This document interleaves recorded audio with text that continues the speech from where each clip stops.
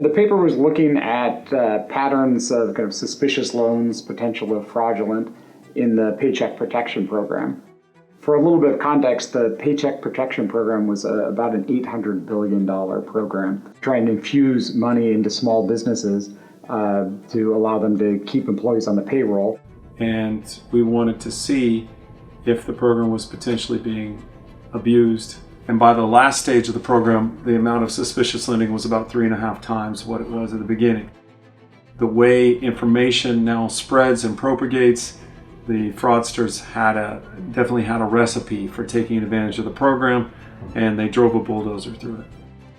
So some of the things we looked at were, is there evidence that the business exists in business registry data? And we saw instances where there's just no evidence that the business exists, or also evidence of places where it looks like a business was registered kind of after the eligibility date for the PPPs. There are other lenders, in particular a handful of fintech lenders that grew very rapidly.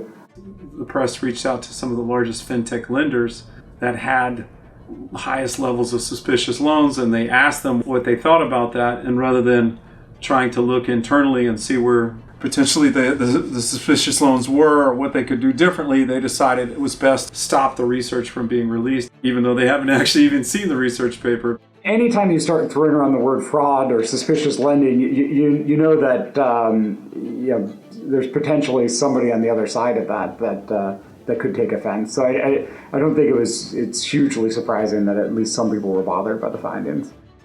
In this sort of disbursement of government aid, one needs to be very cautious about the vulnerabilities for fraud. So I would hope if we launch other sort of aid programs, particularly in a rapid fashion, that there's some lessons to be learned from that. Clearly, the government needs to shore up their fraud detection systems. If 3 academics at the University of Texas can detect all this, I've got to believe that the government agencies with much better use of data can do this. Perhaps they need to rethink their systems.